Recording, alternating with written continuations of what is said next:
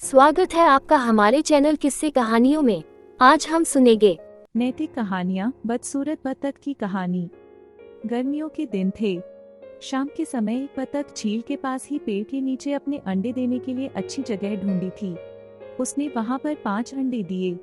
उसने देखा कि उसके 5 अंडों में से एक अंडा सबसे बहुत अलग था, जिसे देखकर वह परेशान रहने लगी। उसने अंडों से बच्चों के बाहर आने तक का इंतजार किया। फिर एक सुबह उसके 4 अंडों में से उसके 4 नन्हे बच्चे बाहर आ गए। वो सभी बहुत सुंदर और प्यारे थे, लेकिन उसके 5वें अंडे से अभी तक बच्चा बाहर नहीं आया था।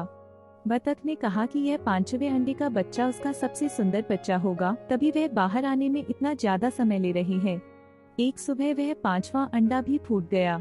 उसमें से एक बदसूरत बतख का बच्चा निकला। बतख का यह बच्चे अपने बाकी के चारों भाई बहनों से बहुत बड़ा और बदसूरत था।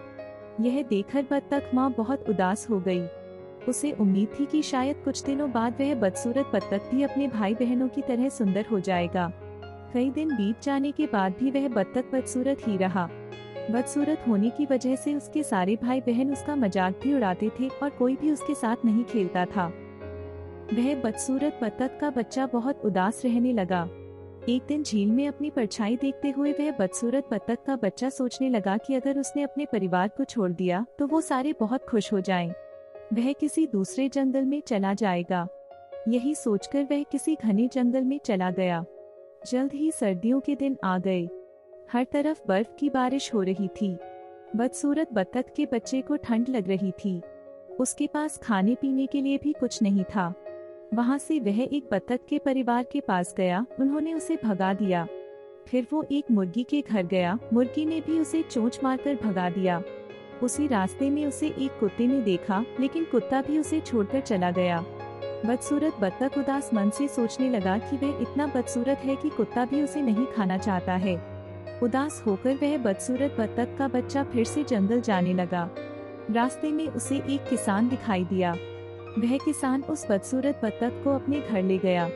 वहाँ पर उसे एक बिल्ली परेशान करने लगी तो वह वहाँ से भी भाग गया और फिर से एक जंगल में रहने लगा। कुछ ही दिनों में बसंत का मौसम आ गया।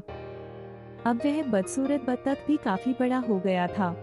एक दिन वह एक नदी के किनारे टहल रहा था। वहाँ पर उसने एक सुंदर राजहंसी को देखा, जिससे उसे प्यार हो गया। लेकिन फिर उसे लगा कि वह एक बदसूरत बतख है, इसलिए उसे वह राजहंसी कभी नहीं मिलेगी। शर्म से उसने अपना सिर झुका लिया। तभी उसने नदी के पानी में अपनी परछाई देखी और वह हैरान हो गया। उसने देखा वह बहुत बड़ा हो गया है और एक सुंदर राजहंस में बदल गया है। उसे यह एहसास हो गया कि वह एक हंस है। तभी वह अपने बाकी के बतख भाई बहनों से काफी अलग था।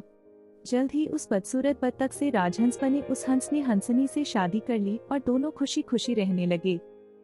कहानी से सीख: सही समय आने पर हर कोई अपनी सही पहचान कर सकता है। तभी वह अपने गुणों को पहचान कर अपने दुखों को दूर कर सकता है।